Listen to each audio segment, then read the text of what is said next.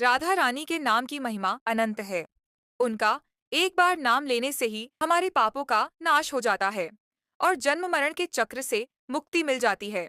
साथ ही ईश्वर की कृपा प्राप्त होती है। राधा रानी के नाम की महिमा यदि आप नहीं जानते हैं, तो आज हम आपको इस छोटी सी कहानी से उनके नाम की महिमा का बखान कर रहे हैं, जिसे सुनकर देवता भी उनका गुणगान करने लगते हैं। एक बार एक व्यक्ति था। वह एक संत के पास गया और कहता है कि संत जी, मेरा एक बेटा है। वह न तो पूजा पाठ करता है और न ही भगवान का नाम लेता है। आप कुछ ऐसा कीजिए कि उसका मन भगवान में लग जाए। संत जी कहते हैं, ठीक है बेटा, एक दिन तू उसे मेरे पास लेकर आ जा। अगले दिन वो व्यक्ति अपने बेटे को लेकर संत जी के पास गया। अब संत जी उसके बेटे से कहते हैं, बेटा बोल राधे राधे। बेटा कहता है, मैं क्यों कहूँ। संत जी कहते हैं, बेटा बोल राधे राधे। वो इसी तरह से मना करता रहा और अंत तक उसने यही कहा कि मैं क्यों कहूँ राधे राधे।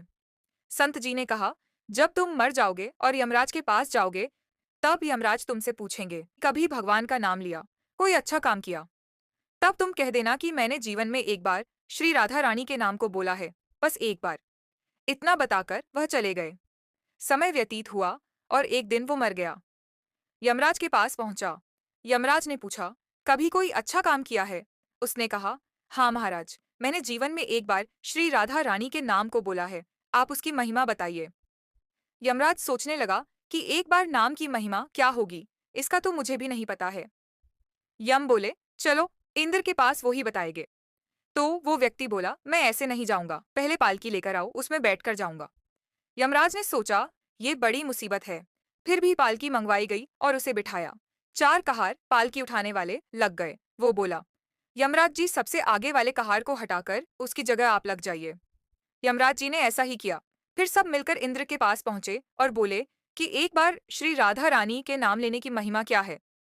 इंद्र बोले, महिमा तो बहुत है, पर क्या है ये मुझे भी नहीं मालूम। बोले कि चलो, ब्रह्मा जी को पता होगा, वो ही बताएंगे।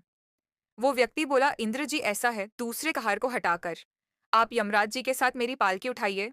अब एक और यमराज पालकी उठा रहे हैं और दूसरी तरफ इंद्र लगे हुए हैं।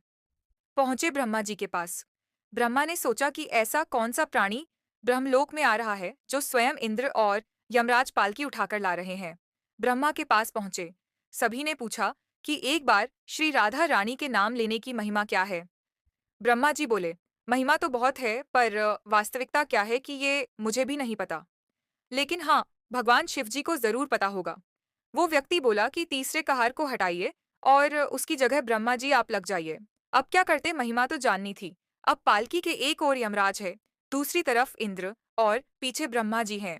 सब मिलकर भगवान शिव जी के पास गए और भगवान शिव से पूछा कि प्रभु, श्री राधा रानी के नाम की महिमा क्या है? केवल एक बार नाम लेने की महिमा आप कृपा करके बताइए।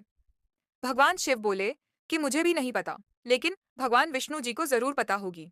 वो व्यक्ति शिव जी से बोला कि अब आप भी पालकी उठाने में लग जाइए। इस प्रकार ब्रह्मा, शिव, यमराज और इंद्र चारों उस व्यक्ति की पालकी उठाने में लग गए और विष्णु जी के लोक पहुंचे।